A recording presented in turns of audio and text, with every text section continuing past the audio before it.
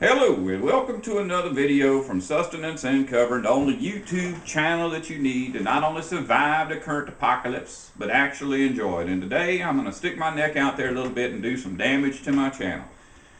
I'm hoping that some people will see this and actually like my message and subscribe, but I'm going to do something I haven't done as of yet and kind of halfway promised myself I wouldn't do because I don't like hate mail and I know I'm going to get a bunch.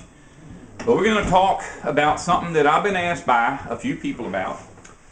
They've asked me why I think that this end of this world as we know it is coming, and why that I believe in a collapse, and why I think it's coming soon. And basically, I can answer that in just the fact that there's convergence of a lot of things, all at the same time. You know, it's not like, we're having a financial problem, or we're having a problem with war, or we're having a war with oil, or a problem with oil. It's all happening, all at the same time. And in fact, they got some kind of computer program I've been asked about, and it's one that has predicted the end of the world based on what people are talking about on the internet. So in the past, people, the majority of conversations may have been about somebody's golf score, but that's kind of drifting off into nothing, and a lot of people are talking about the dollar and what's going on in Egypt and what's going on in China, and there's just a convergence and people are seeing it. That's why the system is going to collapse. Is it going to collapse because the dollar's failing? No, that's stupid. The dollar failed in 1918, or somewhere thereabouts, when the World Bank became established.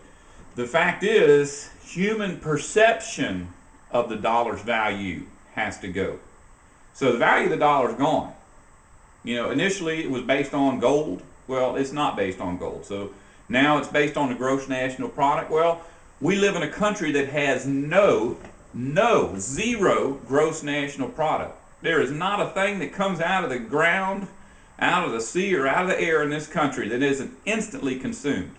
The few little bit of things that we export to other countries are made by slave labor. How do you count that? And the companies that get the money ain't sharing it. United States prison systems is paid to keep prisoners. And the government just pays them for their upkeep and housing and so on and so forth. But the prisons are allowed to use the soldiers or their prisoners to make money however they want. So they make them build furniture. 75% of the furniture made in the United States for export is made in prisons. And from what I understand, they're building more and more prisons every day, exponentially more prisons, and putting factories in them. So that's basically it. When I was a kid, now if you look at the numbers, there's some kind of formula that economists use to determine if you're in a recession or if you're in a depression. And right now we're in a recovery from a recession, which is milder than a depression. And the numbers prove it. The numbers prove that things are going great. But the reality is, when I was a kid, everybody I knew had a job, and the jobs they had were real jobs. People that grew vegetables, people that grew animals, slaughtered animals, people that, made timber, people that made cloth, people that sewed cloth together into clothes. The very few people I know who are working in a cubicle doing nothing. They're crunching numbers to prove to their bosses how much money they're making without making anything. See, there's a convergence. That's never happened in history. What kind of society has ever existed where everybody in that society crunched the numbers for a living and yet the society sustained itself? Warfare. This has always been an empire. U.S. Anglo-American, that's U.S. and Britain. You can say they're separate countries. The reality is they've been like this since the beginning. The only time there was any kind of a problem was during the Revolutionary War, which was basically just a skirmish. Yeah, I know a lot of people froze to death out there and, wherever. But the reality is we've experienced a lot of wars, a lot more hateful than that. And when the war was over, they all went back to being friends. After 1812, Britain and the United States were like that again. In fact, when World War I broke out, America ran over there to save them. So this has always been an empire. The British Empire, the U.S. Empire, it's all the same empire. And the amount of countries that the empire is attempting to conquer at this time is greater than ever in the history of the world. Ever. That's a convergence. That's happening at the same time as all this other stuff is happening. Something else I've noticed.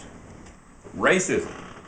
Racism is at a peak. I have never in my life, even when I was growing up, back when they used to beat up black people for no reason, I have never seen racism as bad as it is now. And I'm not talking about just one particular race. I mean, I have what I consider to be pretty good friends. And yet every day I get 4 or 5 emails about how the Mexicans are taking all our jobs and they're ruining our country. The blacks are so lazy that they're ruining our country. The Muslims, all of them want to cut our head up and blow buildings up, and they're ruining our country. That is racism. Now, another thing that's happened is the United States just elected a black president named Obama with all that hatred.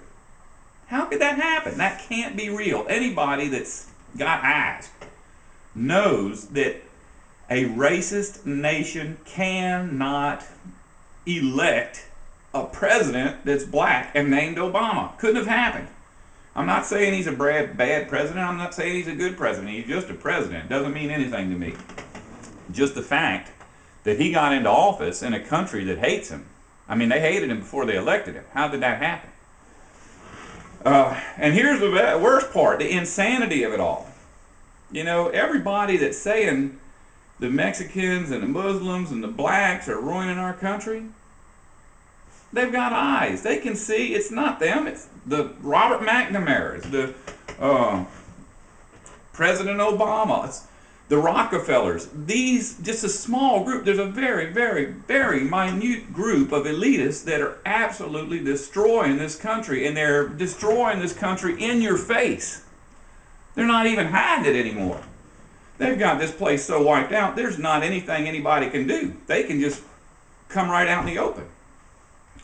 Something else I've noticed, and I've been noticing all my life, you know, farming, agriculture, very devastating to the land. Always has been. I said it in one of my videos before, 1 acre of forest will produce far, far more food than an acre of agriculture. And all the forests are gone. Period. There are no forests left in the United States. And in most of the countries that the United States is conquering, there are no longer any forests. Now I'm talking about old growth forests. I'm not talking about the woods. The woods is a lawn that hasn't been maintained in 30 years. An old growth forest is a lawn that has not been maintained in 3,000 years. So we're dependent on agriculture. Agriculture is dependent on oil, and oil is reaching a peak. I'm not telling you the oil is going to run out. I'm not even telling you we're 1% through all the oil that exists. I'm just telling you that in 1930, in order to extract and process oil to convert it to fuel, it took 1 gallon of oil input into the machinery to extract 100 gallons of oil out. Wow, that's profitable. That's a really small amount of investment for a really large gain. You understand what I'm saying? Now, I think, and I could be wrong, but I think it's like 30 gallons. For every 1 gallon of oil input, you get 30 gallons out. Well, that sounds like a good deal. But remember, extracting the oil isn't just dependent on other oil going in. There's workers that have to be involved. There's equipment, and the equipment's getting bigger and more expensive to maintain. You get to a point where you have what's called the law of diminishing returns. And it doesn't have to be the point where 1 gallon of oil input extracts 1 gallon out. That's where you have zero benefit. We could get down to the point where 1 gallon only gets 10 gallons out, and the oil will be so expensive that no one can afford it. Which leads us to the next point. As the cost of living increases, as in this case, in the last, let's say, I think it's 3 years. In 3 years, the cost of food has increased 30%. 30%, that's a really huge increase in cost. But in the last 3 years, I'm on Social Security. I've gotten letters from the U.S. government saying that since the cost of living didn't go up, I wouldn't be getting a raise. But that's just me. The reality is the median income for a family has not risen since 1986. You know, there are people that have gotten raises, there are people that have gotten promotions, but the reality is the average amount of money coming into a house now is the same as it was in 1986. The average cost of living has gone up so incredibly exponentially, it's beyond belief. But the government says it isn't. How many people really believe that a loaf of bread cost the same in 1986 as it does today? We are reaching a point, and the point is not that the oil is going to run out, but the income of the average person at this point in U.S. history is not enough to pay even for the fuel to get to work. People are working farther away. The cars in the last 10 years have gotten less and less efficient, and we're getting to the point where a person who works 40 hours will not make enough money in 40 hours to pay for fuel to get to their job. How can you overcome that? It cannot be done. That's why I believe the collapse is imminent. Now, I'm not saying that people are going to stop going to work tomorrow. There are people that when they get to that point where they can no longer afford to go to work will still somehow figure out a way to go to work, not because it's profitable, because they have no other options. They don't know what else to do. Their hope is that somehow things will work out because they've always worked out in the past. Well, you know what? This is not the past. It's not going to work out. You cannot have a country or a world filled with people with no job, no way to acquire food except with the money they make from a job, and no hope of getting a job. And you cannot present these people with jobs that don't provide an income. That's why. Now, that's part one. The people who asked me this question both had spiritual implications in their question. Part two will be about the spiritual aspects of this. So if you're not a open-minded person, get ready to delete me from your friends list and your subscriptions list.